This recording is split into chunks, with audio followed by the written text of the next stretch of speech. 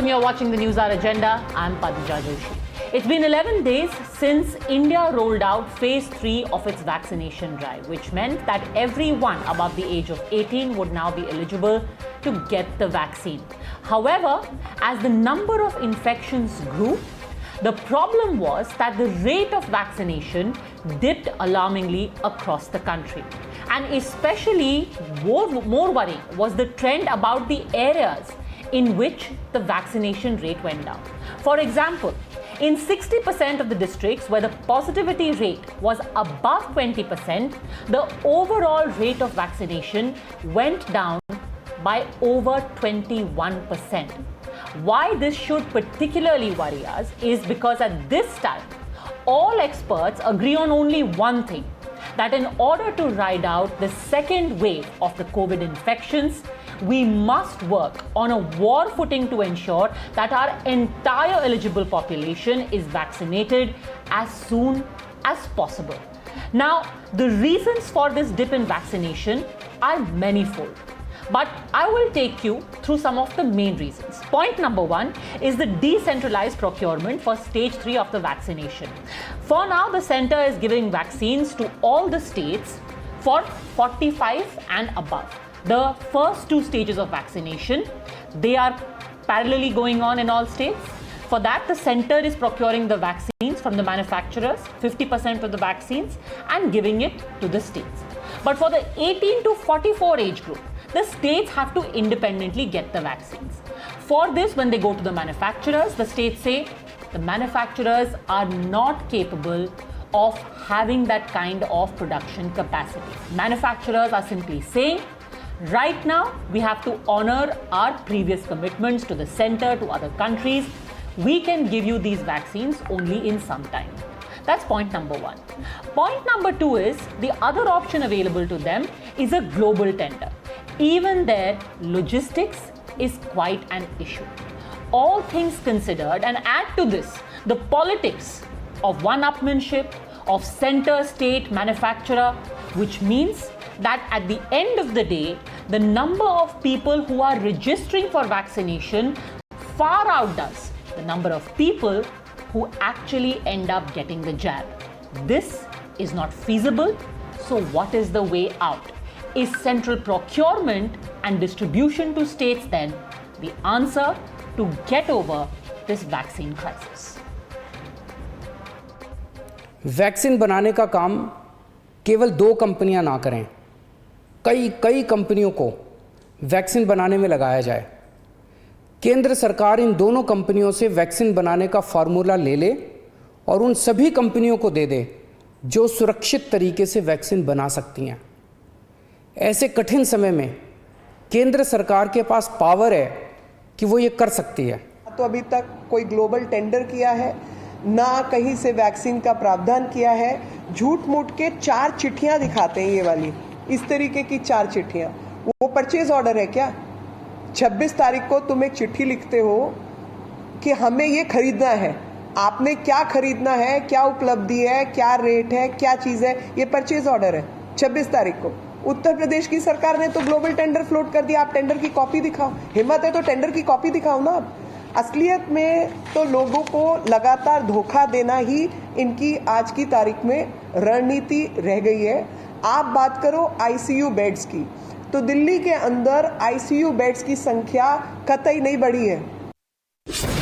You're watching the News Hour at 10, debate number 1 on Times Now, Super Prime Time. Okay, joining us on the debate, Sanju Verma, National Spokesperson of the BJP, Dr. Rajiv Das Gupta, member of the National AEFI Committee, which is the Adverse Effects Following Immunization Committee, and chairperson of the Center of Social Medicine and Community Health at JNU, Dr. Suman C. Raman, political analyst, Dr. Fuad Halim, senior leader of the CPM, Dr. Arun Gupta, president of the Delhi Medical Council. Let me start by asking you, Suman C. Raman, since we had that political face-off in the end, let's just duel out the political part. If the Delhi government has not placed an order just as yet, why did they claim last month itself that they have ordered 1 crore plus doses? If anything, that ends up giving false hope to the people. If you don't have the vaccines, if you haven't ordered the vaccines, why make the claim? Okay, Padmaja, again we are starting off with a blame game. I think the problem is that most countries placed orders for vaccines in July, August, September, October of 2020. India missed the bus big time and placed its first orders in January. There aren't any vaccines available. And you know what? We haven't just made it difficult for Indians to get vaccines. We've made it difficult for the rest of the world Sir, too. I completely agree Do you with know? you there. Wait a minute, I will come to Padmaja. that more Wait a minute. specifically. But since I said let's just address this part, No, I will this come is to the you more issue. specifically on that. This Let's just is address the this issue. part. I don't You care what agree Manish that Sisodia at this said. point everyone needs to come clean on the fact that there is a Look, vaccine shortage and there no are- government should be grandstanding and saying that we have placed an order for 1.6 crore. We are all in agreement about No, that. 1 minute. Mr. Sisodia could have placed an order for even 100 crores. The manufacturer is not in a position to supply beyond a particular point.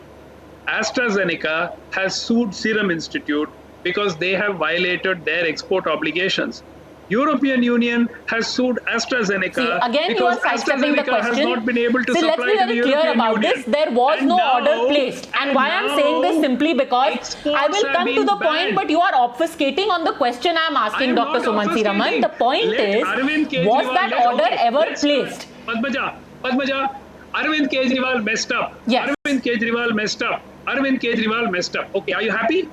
Now let's go to the actual issue. No, Arvind There is- Kejriwal has not messed up. All I'm saying is No, there should be no forget it, false forget claims. it. I'm glad we agree No, on you- that. see, Now let that's me what you come to want to this. hear. Okay, great. Now let me Why come to this. didn't You we raised a order valid vaccines question. last Your year? question is about why advance orders weren't placed. Now elaborate on that. So we are clear on Yeah. the political question that there should be no obfuscation and grandstanding. Now come to the point of Yeah. advance orders not being placed in time. Elaborate. Two quick points.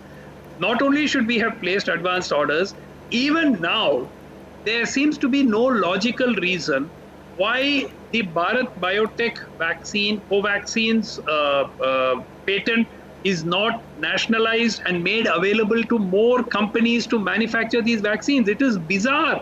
There is a huge shortage of vaccines. We are struggling. Most of the states have virtually stopped vaccinating 18 to 44-year-olds.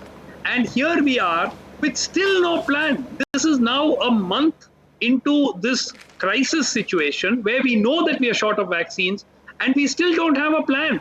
Is Pfizer going to give us? How many doses are we going to Okay. get? Are orders going to be placed for Moderna? Yes, again, we are just going all over the place. I wanted to ask a specific question, but since you have flagged up that issue, let me ask a specific question to Sanju Verma. With data, Yes. Sanju Verma, as of last year, UK on May 2020 had ordered 90 million doses of AstraZeneca, 30 million doses of Pfizer. US had ordered 100 million doses each of Moderna, Pfizer, Janssen and Novavax by August 2020. Compare that with India, which as of Jan 2021 has ordered a total of 16.5 million doses. How can we not have a shortfall? Okay. Padmaja, you asked me a very relevant question. Now, I will quickly, corroborate what I have to say with data. Point number one, for all those people who say that vaccinating 17 crore people is a slow pace, please understand we vaccinated till date at 17 crore, almost half the population of the United States of America, almost 3 times the population of the United Kingdom, almost 8 times the population of Australia, and more than 17 New Zealands put together. Point number two, talking of vaccine shortage, I've been hearing this hullabaloo about why can't Bharat Biotech share the formula and let other Indian companies produce generic versions. Please understand, through times now, I want to tell people out there. We will come to that because just again, let's not jump from one point to the other. Was the advance order not enough? And clearly it was not enough going by sheer volumes. The US has 400 million orders placed last year. We have 16.5 million orders. Why? Can we please have the answer to this question first? Yes, so But we want a specific question that we have asked. Yes, so let me finish. I am not talking about trips right now. I'm talking only about advance orders. Okay, so let me come in and answer your question. Don't preempt me. Please don't jump the gun. Yes.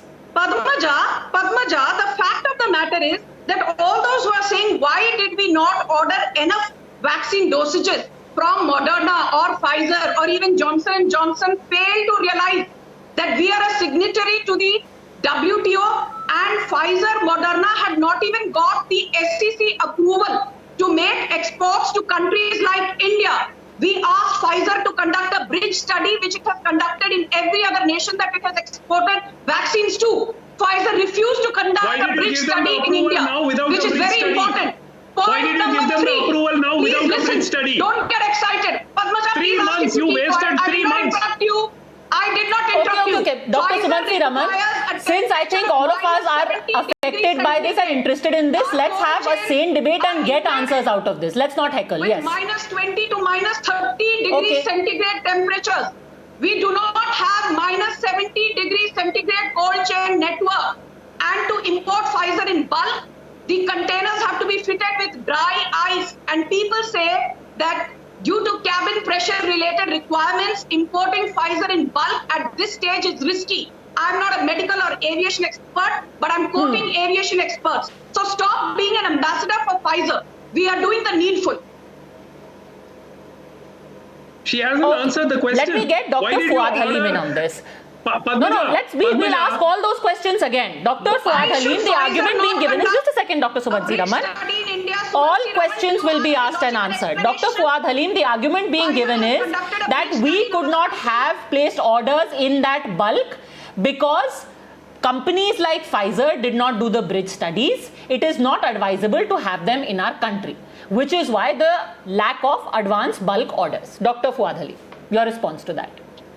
Well, let's be very clear. The Indian Patent Act was amended during the Manmohan Singh regime and gives the central government the power to override all indigenous patents and international patents if there is a disaster-like situation. And we are in a situation where a pandemic has already been is taking place. It's only that the government of India has as yet not acknowledged that we are in a pandemic situation.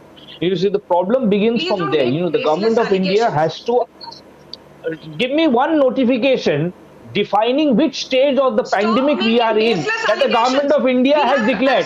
Please, Sanju, tell me. Tell me one notification. Sanju, please, no cross talk. No, he deserves to have his say. Which stage of the pandemic we are in? Please don't talk like this. Sanju, you do not know. The government of India has not declared the stage of the pandemic, and that's where the problem begins. You don't know anything. Please tell me. Please stick to the narrow topic of vaccines and their availability, because then again we are going to descend into political rhetoric. Dr. Fuad Halim, your question or observation on the state of vaccination right now, please. The problem is that once you declare we are in a stage of advanced pandemic, spread, then you can override the patents. That amendment was passed by my party, the CPIM. It was put into the NDA government didn't pass that amendment. Under which section Look up Amendment 92. Look up Amendment 92. Sanju, do your reading, do your homework. If you have not done your homework, please don't talk. Now coming. Now the question is that the government of India, please don't shout, Sanju. I did not interrupt you. Please be decent. Can we please reduce Sanju Verma's audio one at a time, please? Can I please request the director? Only the speaker will be speaking at that time. With the government of India, and the government of India can give permission to other companies in India for the vaccines that are being produced here. That's Covishield and Covaxin. I'm not talking about the international vaccines. The vaccines that are being produced here on our soil, they can be permitted to be produced by other companies. Let us get 20, 30, 40 companies to start producing vaccines together so that we have an immense number of vaccines produced. We need over 200 crore vaccines at the moment to cover both the doses, and that's the way ahead. We need to move ahead. We can't look back anymore. We have already wasted time. And the second thing you have to keep in mind, Dr. Rajiv Das Gupta, why is that not being done? Why is that not being done? Because let me read out from what the government has said in its affidavit in the Supreme Court. They are saying that they have basically said that there are other companies which have also been gotten. Yes, they have said the vaccine manufacturers recommended for support are Bharat Biotech, Hyderabad, Indian Immunologicals, Hyderabad, Hafkin Biopharmaceuticals, Mumbai, Bharat Immunologicals and Biologicals, Bulandshahr. And an amount of approximately 200 crores has been allocated for supporting augmentation of capacities for manufacturing. Now, my question to you is, Dr. Das Gupta, A, why is this being done now? And why is this not being done with more companies?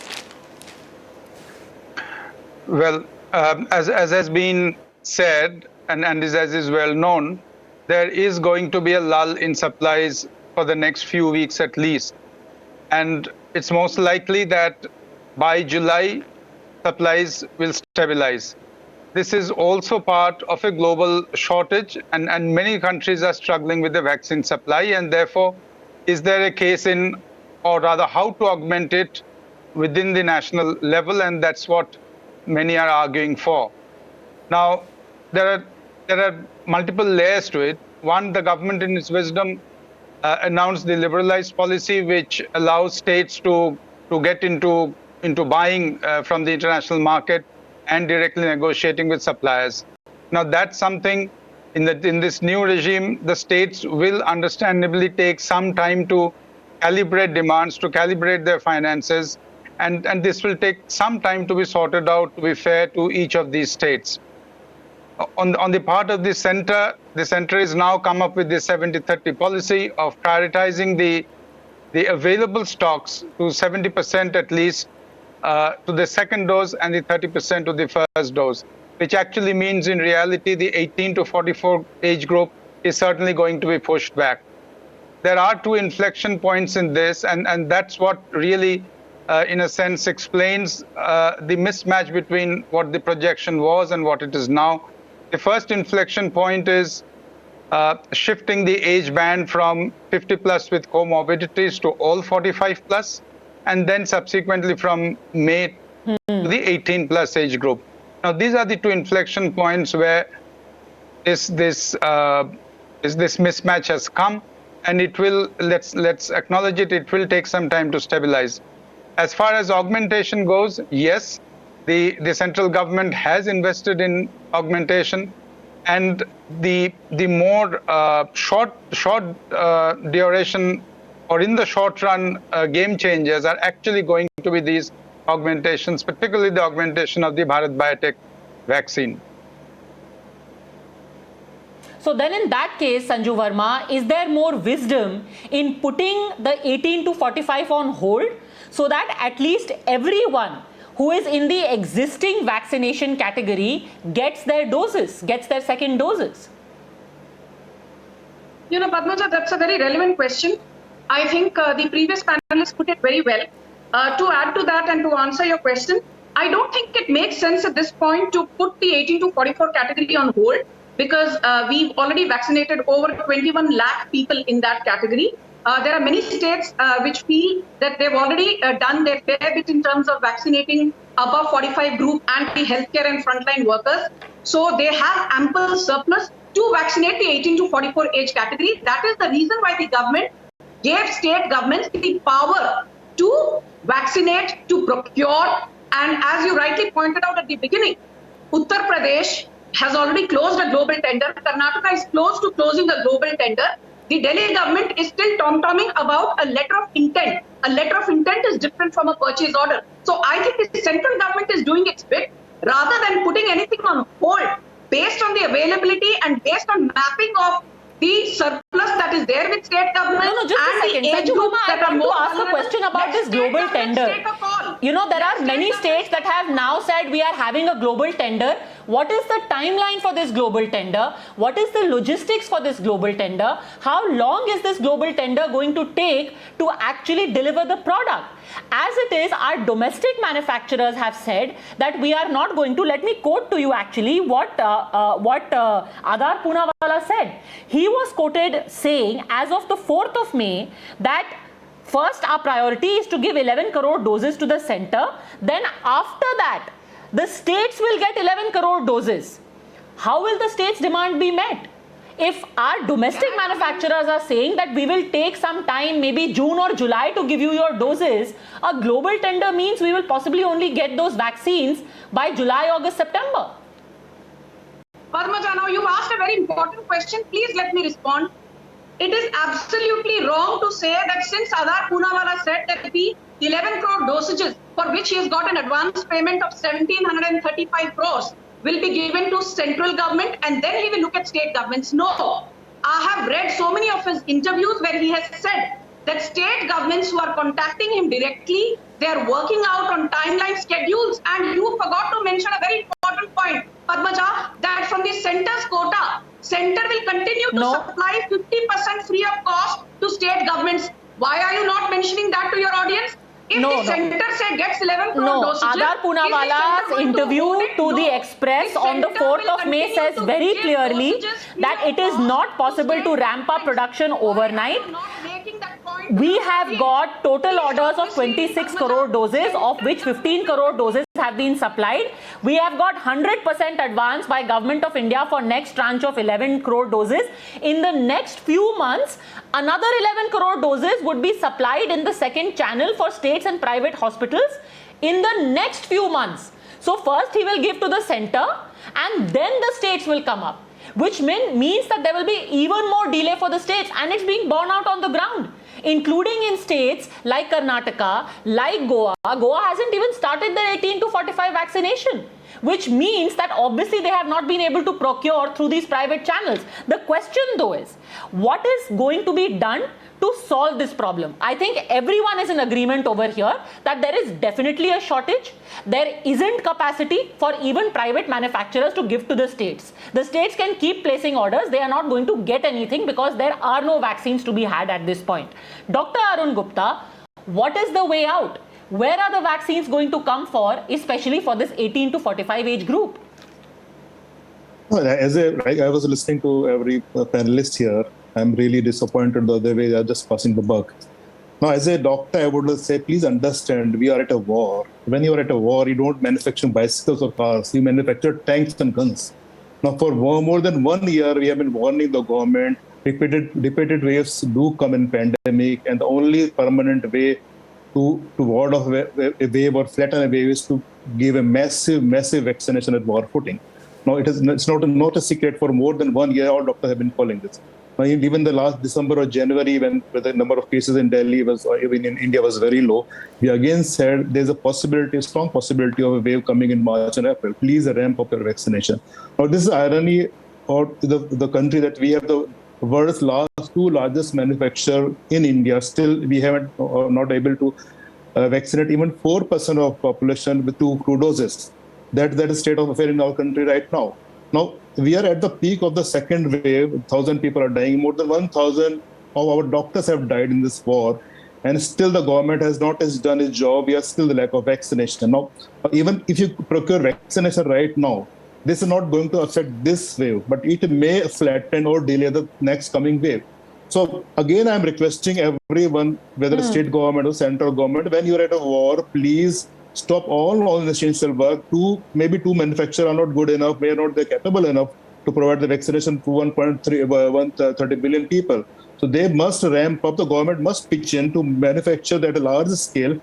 And that is the only way, because it is a war between humans and virus, and the virus is more deadly than any man you ever faced. The only weapon you have a vaccination, nothing else can work. Your all the suggestion is the the manufacturing has to be ramped up. What do you think is the way out, Sumansi Raman? Padmaja, before I go to the solutions part, one quick point. Mr. Adar Poonawalla has multiple times said that his capacity to manufacture currently is 6 to 7 crore doses a month.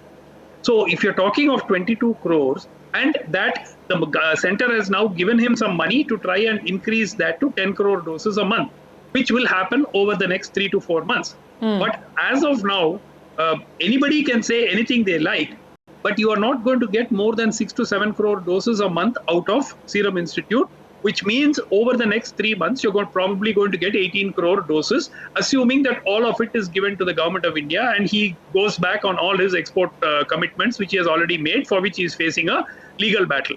So this is the first point that we have to understand. So there are only 6 to 7 crore doses coming a month from Serum Institute and a significantly smaller number coming from Bharat Biotech every month. That is all there is. Now, when you're talking of solutions, there is no single solution to this whole thing. You need to look at a multi-pronged approach. One, we've obviously got to keep the global tenders going, the states at least trying to scrounge and get whatever they can from the global market. Second, government has to increase the number of manufacturing facilities, period. There is no escape from this. If we are going to be dependent on Serum Institute and Bharat Biotech and tell them that as and when you are able to invest the money that the government of India has given you and expand your facilities, and then we will take, what will happen, as Dr. Gupta said, now it's too late for us to use the vaccines to flatten the second wave. But if we act quickly now, we can dent significantly the third wave, which the government chief scientific advisor, Dr. Vijay Raghavan, said is expected. So if you're going to do that, you need to import vaccines, you need to ramp up manufacturing facilities in this country. You cannot do this just by depending in fact, on other even ramping up manufacturing facilities, according to your own affidavit in the Supreme Court, by July we are expecting a ramped up capacity of 13 crore doses. That's it. By July, 13 crore doses. So my question to you is it a possibility at this point, Sanju Verma, for the center to float a global tender by virtue of volumes, get the best price, get the kind of volumes that we need and distribute it to states? That will also expedite the process where each state will not have to individually go and wrangle with companies. Why can't that be done? Padmaja, I think you've made a good suggestion. But like I said, that the pharmaceutical industry is bound by various things. You are aware of TRIPS, you're aware of WTO obligations, you're aware of compulsory licensing arrangements that we have with many countries. But, cutting aside all this and separating the wheat from the chaff, if I have to just take into account what one of the earlier panelists, Mr. Dasgupta, I think said, my sense is, taking into account all the numbers that your channel has been putting out, adult population 94 crore, 2 dosages means 188 crore, which means that we need 22 crore dosages per month. Now, are we in a position to get 22 crore dosages? Well, the best vaccine manufacturers say that the turnaround time production cycle of producing a vaccine is 12 to 36 months. But Serum Institute and Bharat Biotech are saying our turnaround time is going to be barely 2 to 3 months. Please understand, 2 to 3 months is excellent. We need to support them rather than saying, oh, it will only be ready by June, July. Even if by June, July, say, Covaxin, Covishield, we have about 6 to 7 crore dosages of Covaxin, 7 to 9 crore dosages of Covishield. Then we have Zydus Cadilla's Virafin, say 5 to 6 crore dosages. And we have Sputnik 5, 6 to 7 crore dosages. We are talking of monthly production availability of 30 to 34 crore dosages vis-a-vis the 22 crore dosages we need. So please be patient. According to your own document, the projected production capacity of Sputnik V, Dr. Reddy's, is going to be 1.2 crores. Actually, by July, what we are going to get is about 10 crores.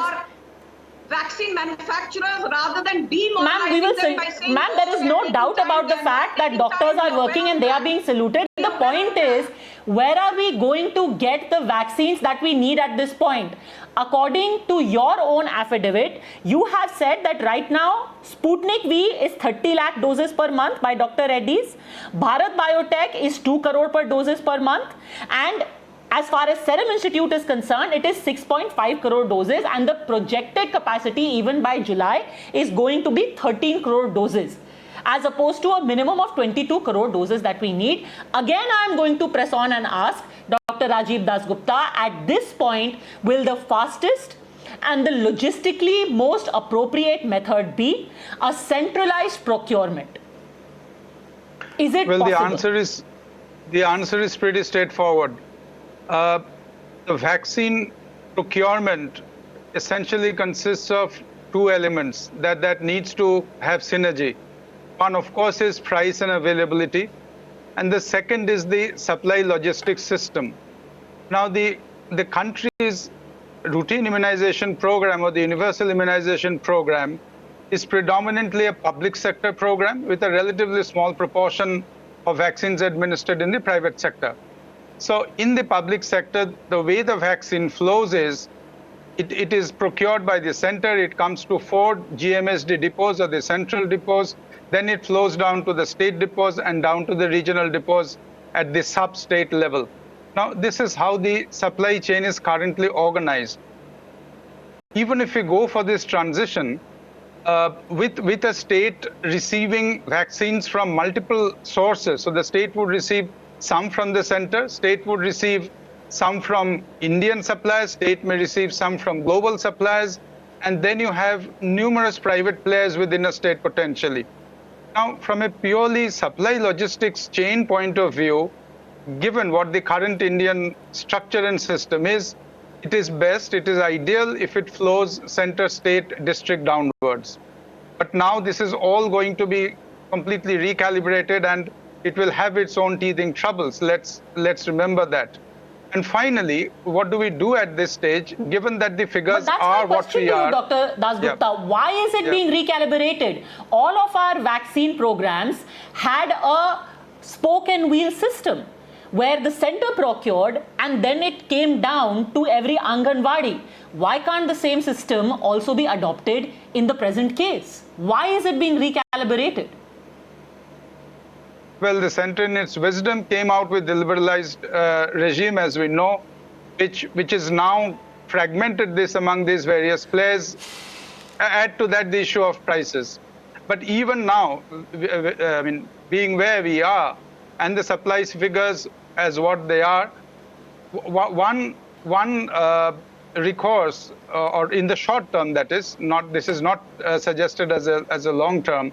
One short-term recourse is to be able to prioritize within the 18 to 44 age group, and states should use the epidemiological and the risk criteria that they feel appropriate and therefore protect the vulnerable even among them.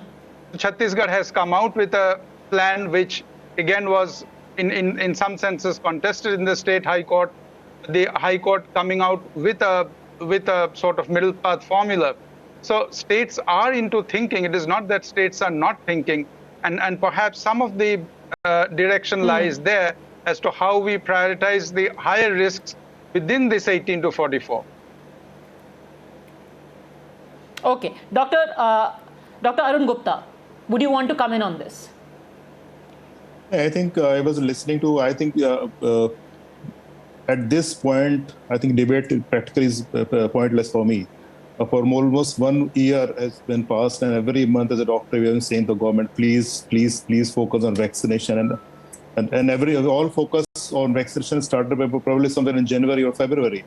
Now this wave is killing so many people, and it's given me really immense pain to say that if we had started vaccination 2 or 3 months back on a war footing, we could have saved so many lives. And now it's a really practical problem to, I understand, I agree with most of the panelists. Now it's a logistic problem to procure large number of vaccines for such a vast population, but it has to be done. It has to be a war. Now you have to focus on stop everything which is non-essential. The vaccination is the only thing which can prevent lot of death in upcoming waves, maybe third wave, fourth wave, fifth wave. You never know. Sanju Verma. Yes. Thank you, Padmaja. Padmaja, there's a famous saying, damned if you do, damned if you don't. When the center had completely centralized the procurement, pricing, distribution, what were state governments complaining of?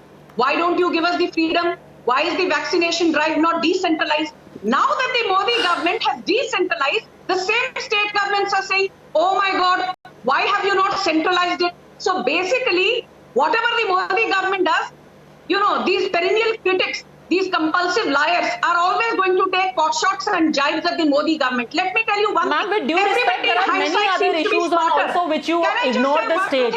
Just ignore them. If they are indulging in ignorant politics and harmful politics of this kind, then ignore them for the next 3 months for the greater good. trial phase when people criticized it, saying Bharat Biotech's clinical efficacy of Covaxin is only 78%. It is after Anthony Fauci said Well, good, and that they're eating Covaxin crow can today. beat the 617 And mutant good, they're variant eating crow. that everybody now Because wants you to pressed have ahead, just the like you Covaxin ignored jab. the So opposition's let's get problems rid of with hypocrisy. Covaxin at that time. Let's get You rid could of have hypocrisy. ignored their demands for decentralization as well. ये तो BJP की vaccine है.